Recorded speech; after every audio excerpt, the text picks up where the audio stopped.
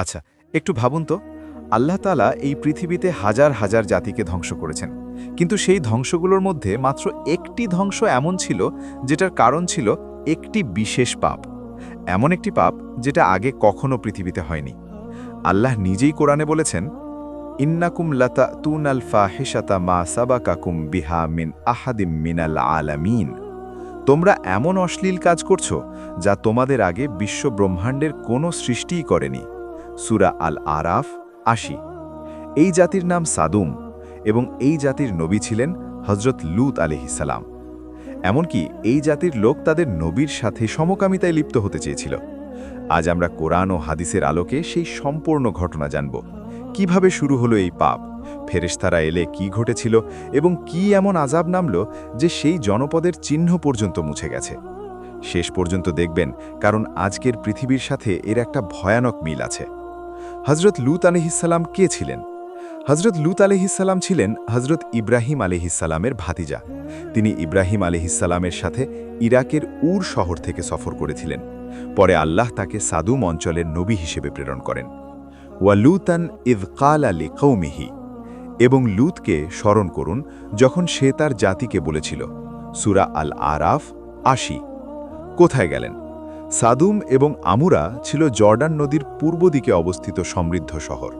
আধুনিক গবেষণা অনুযায়ী এই অঞ্চলটি ছিল বর্তমান জর্ডান ও ফিলিস্তিনের মৃত সাগর এলাকায়। এই জাতি ছিল অত্যন্ত সুসভ্য ও ধনী। তারা ছিল কৃষি ও ব্যবসায় দক্ষ, কিন্তু সম্পদের সাথে সাথে তাদের মধ্যে বাড়তে থাকল নৈতিক অধঃপতন। সাদুম জাতির পরিচয়, তারা কেমন ছিল? কোরআন ও তাফসিরের গ্রন্থ থেকে জানা যায়, সাদুম জাতির কিছু ভয়ানক বৈশিষ্ট্য ছিল। প্রথমত, তারা ডাকাতি ও লুটতরাজ করত। পথচারী ও ব্যবসায়ীদের তারা লুট করত। দ্বিতীয়ত, তারা ছিল অহংকারী, নিজেদের শ্রেষ্ঠ মনে করত। তৃতীয়ত, তারা মেহমানদের সাথে অত্যন্ত খারাপ ব্যবহার করত। কোনো বাইরের মানুষ যদি তাদের শহরে আসত, তারা তাকে অপমান করত ও মারধর করত। চতুর্থত, সবচেয়ে ঘৃণ্য বৈশিষ্ট্য ছিল, তারা একটি নতুন পাপের সূচনা করেছিল যা মানব ইতিহাসে আগে কখনো হয়নি। মুফাসসিরদের মতে শয়তান তাদের প্রথমে একজন সুদর্শন পুরুষের বেশে দেখা দিয়েছিল, এবং এভাবেই এই বিকৃতির বীজ বপন করেছিল। সমকামিতার শুরু কিভাবে এলো? একটি নতুন পাপের আবির্ভাব। তাফসির ইবনে কাসির ও তাফসিরে তাবারিতে উল্লেখ রয়েছে যে সাদুম জাতির মধ্যে এই পাপ ধীরে ধীরে প্রসারিত হয়েছিল।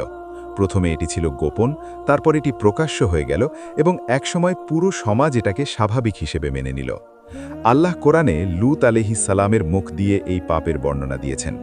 আতাতুনা যুকরানা মিনাল আলামিন, তোমরা কি বিশ্বের পুরুষদের কাছে যাও? সূরা আশ-শুআরা ১৬৫।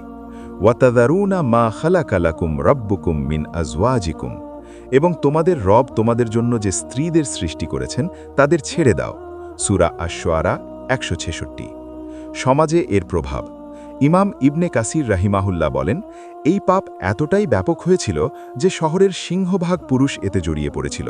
নারীরা উপেক্ষিত হতে শুরু করল, পরিবার ব্যবস্থা ভেঙে পড়তে লাগল, আর যে ব্যক্তি এটাকে খারাপ বলতো তাকে সমাজ থেকে বহিষ্কার করা হতো। এই অবস্থায় আল্লাহ লূত আলাইহিসসালামকে পাঠালেন তাদের সঠিক পথে ডাকতে। লূত আলাইহিসসালামের দাওয়াত ও জাতির প্রতিক্রিয়া। হজরত লূত আলাইহিসসালাম তার জাতিকে বারবার সতর্ক করেছিলেন। কোরআনে এই কথোপকথন বিস্তারিত আছে। কালা ইন্নী লিআমালিকুম মিনাল কালিন, লূত বলল, আমি তোমাদের এই কাজকে ঘৃণা করি। সূরা আশ-শুআরা ১৬৮। তিনি বললেন, হে আমার জাতি, তোমরা কি আল্লাহকে ভয় করো না? আমি তোমাদের জন্য একজন বিশ্বস্ত রাসূল। আমার পক্ষ থেকে তোমাদের কাছে কোনো পারিশ্রমিক চাই না। আমার পারিশ্রমিক শুধু রাব্বুল আলামিনের কাছে। জাতির জবাব। ৩টি ভয়ানক প্রতিক্রিয়া। প্রথম প্রতিক্রিয়া, ব্যক্তিগত আক্রমণ। তারা বলল, হে লূত, তুমি যদি বিরত না হও তোমাকে বের করে দেওয়া হবে। সূরা আশ-শুআরা ১৬৭। দ্বিতীয় প্রতিক্রিয়া, পরিবারকে হুমকি দেওয়া। তারা লূত আলাইহিসসালামের পরিবারকেও হুমকি দিত। তার স্ত্রী ছিল তাদেরই একজন, সে মুনাফিক ছিল এবং গোপনে তাদের খবর দিত। তৃতীয় প্রতিক্রিয়া, দল বেঁধে অশ্লীল কাজ প্রকাশ্যে করা। তারা লজ্জা হারিয়ে প্রকাশ্যেই এই পাপ করতে শুরু করল এবং কাউকে পরোয়া করল না। ওয়াকানু ইয়ামালুনা আস-সাইয়্যাত, এবং তারা মন্দ কাজ করত। সূরা আল আম্বিয়া ৭৪। লূত আলাইহিসসালামের দুয়া। হতাশ হয়ে লূত আলাইহিসসালাম আল্লাহ কাছে ফরিয়াদ করলেন, রব্বি নাজ্জিমি ওয়া আহলি মিম্মা ইয়ামালুন, হে আমার রব, আমাকে ও আমার পরিবারকে তাদের কর্মকাণ্ড থেকে রক্ষা করুন। সূরা আশ-শুআরা ১৬৯। ফেরেশতাদের আগমন সবচেয়ে নাটকীয় ঘটনা। ফেরেশতারা আসলেন। আল্লাহ তাআলা কয়েকজন ফেরেশতাকে মানুষের রূপে পাঠালেন। তারা প্রথমে ইব্রাহিম আলাইহিসসালামের কাছে গেলেন, ইব্রাহিম আলাইহিসসালামকে সুসংবাদ দিলেন এবং জানালেন তারা লূত আলাইহিসসালামের জাতিকে ধ্বংস করতে যাচ্ছেন। ওয়ালাম্মা জাআত রুসুলুনা লূতান সিয়া বিহিম ওয়া দাকা বিহিম জারআন। এবং যখন আমাদের রাসূলরা ফেরেশতারা লূতের কাছে এলো, তখন তাদের কারণে সে বিব্রত হল এবং তাদের বিষয়ে অসহায় অনুভব করল। সূরা হুদ ৭৭। তারা এলেন সুদর্শন যুবকের বেশে। ফেরেশতারা এলেন অত্যন্ত সুদর্শন তরুণ মানুষের বেশে। লূত আলাইহিসসালাম তাদের দেখে উদ্বিগ্ন হলেন, কারণ তিনি জানতেন তার জাতি কেমন। তিনি ভাবলেন এই সুন্দর মেহমানরা বিপদে পড়বেন। তাফসিরে উল্লেখ আছে, লূত আলাইহিসসালাম বললেন, আজকে এমন একটি দিন এসেছে যা অত্যন্ত কঠিন। তিনি তাদের নিয়ে দ্রুত ঘরে ঢোকার চেষ্টা করলেন, কিন্তু দুর্বৃত্তরা জানতে পারল। কিন্তু লূত আলাইহিসসালামের বিশ্বাসঘাতক স্ত্রী বাইরে গিয়ে জাতিকে জানিয়ে দিল যে তাদের ঘরে অত্যন্ত সুদর্শন মেহমান এসেছে। ওয়াজাআহু কওমুহু ইউহরাউনা ইলাইহি, এবং তার জাতি দৌড়িয়ে তার কাছে এলো। সূরা হুদ ৭৮। জোহরাউন শব্দটি দেওয়া হয়েছে কুরআনে। এর মানে তারা শুধু হেঁটে আসেনি, তারা ছুটে এসেছিল, উত্তেজিত হয়ে ভিড় করেছিল। পুরো শহরের মানুষ লূত আলাইহিসসালামের দরজায় এসে জড়ো হল। লূত আলাইহিসসালাম কি করলেন? লূত আলাইহিসসালাম দরজায় দাঁড়িয়ে তাদের মুখোমুখি হলেন। তিনি অনুনয় বিনয় করলেন, বোঝালেন, হুঁশিয়ার করলেন। ক্বালা ইয়া কওমি হাউলাই বানাতি হুন্না আতহারু লাকুম। লূত বলল, হে আমার জাতি, এই মেয়েরা অর্থাৎ জাতির মেয়েরা তোমাদের জন্য পবিত্র। ইসলামিক স্কলাররা ব্যাখ্যা করেন, এখানে বানাতি মানে শুধু নিজের মেয়ে নয়, একজন নবী পুরো জাতির পিতার মতো, তাই তাদের মেয়েরা তার মেয়ের মতো। তিনি বলছিলেন স্বাভাবিক বিবাহের দিকে যাও। জাতির নির্লজ্জ জবাব, ক্বালু লাকাদ আলিমতা মা লানা ফি বানাতিকা মিন হাক্কিন। তারা বলল, তুমি ভালোই জানো তোমার মেয়েদের ব্যাপারে আমাদের কোনো আগ্রহ নেই। সূরা হুদ ৭৯। এই জবাব থেকে স্পষ্ট তারা পুরোপুরি মানসিকভাবে বিকৃত হয়ে গিয়েছিল।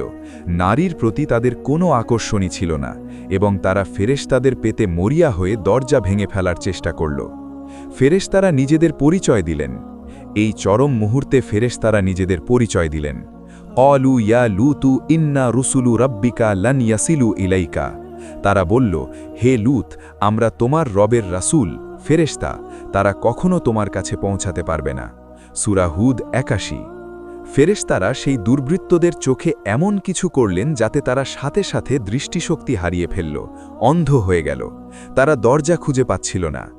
ফাতমাসনা আয়ুনাহুম, তখন আমি তাদের চোখ মুছে দিলাম। সূরা আল কামার ৩৭। লূত আলাইহিসসালামের পরিবার ও পালিয়ে যাওয়া। রাতের মধ্যে পালানোর নির্দেশ। ফেরেশতারা লূত আলাইহিসসালামকে স্পষ্ট নির্দেশ দিলেন, ফাআসরি বি আহলিকা বিকিতইন মিনাল লাইল, তোমার পরিবার নিয়ে রাতের একটি অংশে বেরিয়ে যাও। শর্ত ছিল কেউ পিছনে তাকাবে না, কেউ থামবে না, এবং আযাব সকালের আগেই আসবে। স্ত্রীর পরিণতি। লূত আলাইহিসসালামের স্ত্রী ছিল বিশ্বাসঘাতক, সে মুনাফিক ছিল এবং সর্বদা জাতির পক্ষ নিত। ফাআনজাইনাহু ওয়া আহলাহু ইল্লা ইমরাআতাহু কানাত মিনাল গাবিরিন। তখন আমরা তাকে ও তার পরিবারকে বাঁচালাম, তার স্ত্রী ছাড়া, সে ছিল পিছনে পড়ে যাওয়াদের দলে। সূরা আল আরাফ ৮৩। হাদিস ও তাফসির থেকে জানা যায়, হয় সে পিছনে ফিরে তাকিয়েছিল অথবা সে আযাব দেখার জন্য থেকে গিয়েছিল। যেভাবেই হোক সে আযাবে ধ্বংস হল। লূত আলাইহিসসালামের মেয়েরা। তার ২ মেয়ে তার সাথে পালিয়ে যেতে সক্ষম হয়েছিলেন। তারা ঈমানদার ছিলেন এবং নিরাপদ থাকলেন। আল্লাহর আযাব ও সম্পূর্ণ ধ্বংস। ফজরের আগেই আযাব নেমে আসলো। লূত আলাইহিসসালাম ও তার পরিবার নিরাপদ দূরত্বে পৌঁছানোর পরই আল্লাহর আযাব নেমে আসলো। ফালাম্মা জাআ আমরুনা জাআলনা আলিয়াহা সাফিলাহা। যখন আমার আদেশ এলো, আমি সেই জনপদকে উপর নিচ করে দিলাম। সূরা হুদ ৮২। ২টি ভয়ানক আযাব একসাথে। প্রথম আযাব, ভূমিকম্প এবং উল্টে দেওয়া। পুরো শহরকে আল্লাহ উল্টে দিলেন, উপরের অংশ নিচে, নিচের অংশ উপরে চলে গেল। দ্বিতীয় আযাব, পাথর বৃষ্টি। এরপর আল্লাহ পোড়া মাটির পাথর বর্ষণ করলেন। ওয়া আমতারনা আলাইহা হিজারাতাম মিন সিজ্জিল, এবং আমরা তাদের উপর স্তরে স্তরে পোড়া মাটির পাথর বর্ষণ করলাম। সূরা হুদ ৮২। প্রত্যেকটি পাথরের নাম লেখা ছিল, মুসাওয়ামাতান ইনদা রাব্বিকা ওয়া মা হিয়া মিনাজ যালিমিনা বিবাঈদ। তোমার রবের কাছে চিহ্নিত, এবং এটি জালিমদের থেকে দূরে নয়। সূরা হুদ ৮৩। মুফাসসিরদের মতে প্রত্যেকটি পাথরে সেই ব্যক্তির নাম লেখা ছিল যার উপর সেটি পড়বে।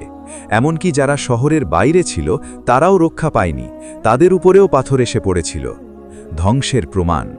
বর্তমান বৈজ্ঞানিকরা মৃত সাগর এলাকায় প্রত্নতাত্ত্বিক গবেষণায় এমন শহরের ধ্বংসাবশেষ পেয়েছেন যা আকস্মিক এবং ভয়ানকভাবে ধ্বংস হয়েছিল। মৃত সাগর নিজেই প্রমাণ, এই লবণাক্ত নির্জীব সাগরে কোনো মাছ বা উদ্ভিদ বাঁচে না। আল্লাহ কুরআনে এই ধ্বংসের চিহ্নকে মানুষের জন্য নিদর্শন বানিয়ে রেখেছেন। ওয়া ইন্নাহা লাবিসাবিলিন মুকিমেন, এবং নিশ্চয়ই তা একটি স্থায়ী পথের পাশে রয়ে গেছে। সূরা আল হিজর ৭৬। আধুনিক বিশ্বের জন্য শিক্ষা। এই ঘটনা কুরআনে কতবার এসেছে? হযরত লূত আলাইহিসসালামের ঘটনা কুরআনের ১৪টিরও বেশি সূরায় উল্লেখ আছে। কোনো ঘটনা এতবার বলা হলে বুঝতে হবে এটি কতটা গুরুত্বপূর্ণ। হাদিসে কি বলা হয়েছে? মান ওয়াজাদতুমুহু ইয়ামালু আমালা কওমি লূতিন ফাকতুলুল ফাইলা ওয়াল মাফউলা বিহি। যাকে তোমরা লূতের জাতির কাজ করতে দেখবে, উভয়কে হত্যা করো। আবু দাউদ ৪৪৬২, তিরমিজি ১৪৫৬। এটি ইসলামিক শরীয়তের একটি কঠোর বিধান, যা প্রমাণ করে এই পাপকে ইসলাম কতটা গুরুত্ব দেয়। আধুনিক সময়ের সাথে মিল। আজকের পৃথিবীতে অনেক দেশে এই পাপকে অধিকার বলা হচ্ছে, কিন্তু কুরআন স্পষ্ট বলছে এটি সেই পাপ যার কারণে একটি পুরো সভ্যতাকে আল্লাহ মাটিতে মিশিয়ে দিয়েছিলেন।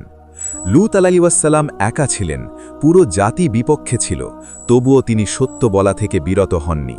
এটাই একজন মুমিনের পরিচয়। ৩টি বড় শিক্ষা। শিক্ষা ১, পাপ যখন সমাজে স্বাভাবিক হয়ে যায় তখন আযাব আসা অবশ্যম্ভাবী হয়ে পড়ে। আল্লাহ সহ্য করেন, কিন্তু অনন্তকাল সহ্য করেন না। শিক্ষা ২, বিশ্বাসঘাতকের পরিণতি ভয়ঙ্কর। লূত আলাইহিসসালামের সাথে থেকেও আযাব থেকে রক্ষা পায়নি, কারণ সে ঈমানদার ছিল না। শিক্ষা ৩, আল্লাহ তার নেককার বান্দাদের কখনো ফেলে রাখেন না। লূত আলাইহিসসালাম একা মনে হচ্ছিল, কিন্তু আল্লাহ ফেরেশতা পাঠিয়ে তাকে রক্ষা করলেন।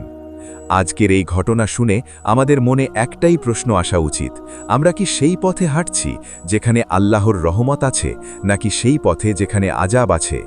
হযরত লূত আলাইহিসসালাম তার জাতিকে ভালোবাসতেন, তিনি চাইতেন তারা রক্ষা পাক, কিন্তু তারা সুযোগ নেয়নি। আমাদের সামনে এখনও সুযোগ আছে, আল্লাহর কাছে তওবা করার দরজা খোলা আছে। কুল ইয়া ইবাদিয়াল্লাযীনা আসরাফু আলা আনফুসিহিম লা তাকনাতু মির রাহমাতিল্লাহ। বলুন, হে আমার বান্দারা, যারা নিজেদের উপর সীমা লঙ্ঘন করেছ, আল্লাহর রহমত থেকে নিরাশ হইও না। সূরা আজ-জুমার ৫৩। ভিডিওটি ভালো লাগলে শেয়ার করুন, হয়তো একটি শেয়ার কারো জীবন বদলে দিতে পারে। আল্লাহ আমাদের সকলকে হেদায়েত দিন। আমিন। জাযাকাল্লাহু খাইরান।